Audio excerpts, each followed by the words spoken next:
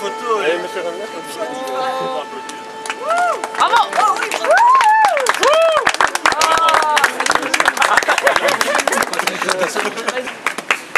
Bonjour à tous, au nom du groupe d'action Oxfam de Louvain-la-Neuve et du Code Oxfam, nous vous remercions de votre présence. Donc, nous avons organisé cette semaine dans le but de vous inviter à une réflexion critique sur les modes de développement proposés par les multinationales et en particulier par IKEA. Je pense que à travers toute l'enquête qu'on a montrée sur IKEA, c'est qu'au départ on s'était dit oui, IKEA, la firme la plus géniale, on va aller voir si ce qu'il raconte est vrai. Eh bien, Jean-Marc et moi on a évolué parce que c'est pas la firme la plus géniale et il raconte toujours pas grand-chose. Notamment quand on est une entreprise qui se dit sociale, suédoise, tout ça, la moindre des choses c'est de payer ses impôts. Et quand on voit qu'en 2004, IKEA a payé 19 millions d'impôts sur 556 millions de bénéfices, à travers tout un système d'ingénierie fiscale, on n'est pas dans IKEA, la chouette et la suédoise et là tout ce que vous voulez. Et sur papier aussi, on constate que IKEA ne met pas finalement les revendications centrales du place de droit des travailleurs dans sa conception de la responsabilité sociale. Ici, on est toujours face à un IKEA qui refuse, malgré son image de transparence, de publier sa liste des fournisseurs.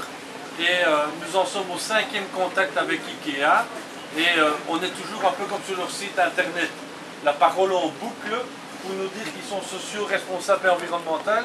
Mais quand on demande des avancées concrètes, elles ne sont pas là. Jean-Marc et moi, on a eu l'occasion de se rendre en Inde, notamment voir des fournisseurs d'IKEA, et ce qui est symbolisé là, c'est-à-dire 2 mètres carrés pour vivre, pas pour rire, mais en vrai on l'a vu. Et toujours rappeler que le rêve des femmes qu'on a rencontrées en Inde, c'était de pouvoir s'acheter un petit camping-gaz. Ça c'était le rêve des femmes qui travaillent en Inde pour pouvoir éviter la corvée de devoir allumer le feu tous les soirs, et donc un peu message transmis à IKEA quand il nous parle des cuisines idéales pour libérer la femme et l'homme d'ailleurs.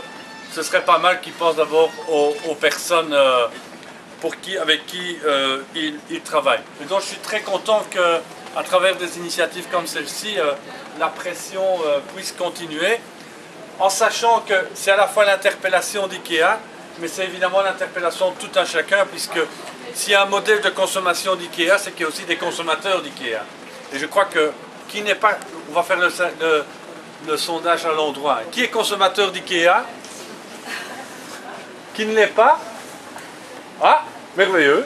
Bravo la presse.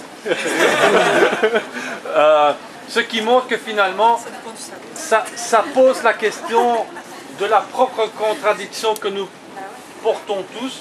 La contradiction d'un consommateur qui voudrait un produit pas cher quand on aménage son cote, la contradiction de personnes qui disent si on ne paye pas mieux les gens à l'autre bout de la planète, mais c'est nos emplois qui risquent de partir vers là-bas, et la contradiction de citoyens qui sont préoccupés par l'avenir de la planète. Et finalement, cette campagne IKEA, c'est une campagne qui s'adresse à nous tous dans nos propres contradictions, de voir comment on peut effectivement inventer un autre modèle.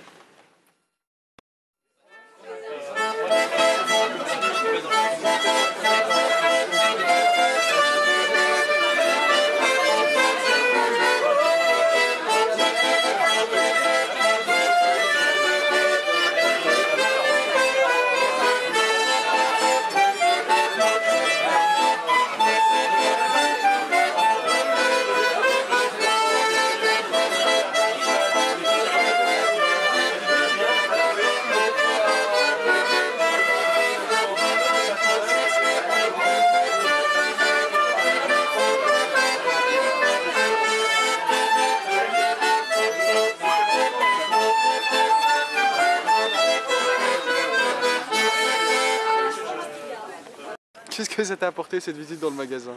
Eh bien, cette visite m'a fort sensibilisée sur le point de vue de tout ce qu'il y a derrière les achats chez Ikea.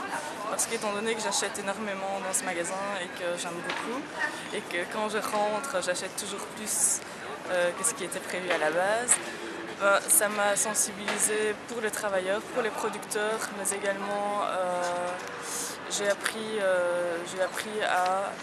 à savoir exactement si tout ce que j'achète est utile et si ça en vaut la peine, parce que quand on voit tous les dégâts et toutes les choses qu'on peut voir qui sont mal derrière, c'est clair que ça me tient fort à cœur, et donc je pense que si chacun fait un petit effort, eh bien le monde sera meilleur. Et donc voilà, mais voilà, la visite m'a fort sensibilisée, et bon, c'est pas pour ça que j'aime plus Ikea, mais c'est vrai que je pense qu'il faudrait penser à plus de choses que le simple fait d'acheter en fait. Il faudrait savoir, on achète, mais pourquoi, qui fabrique les choses et quelle est l'utilité de mes achats.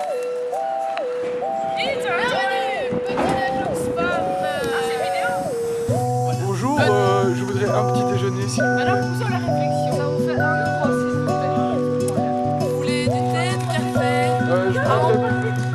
Je voudrais bien un petit café s'il te plaît.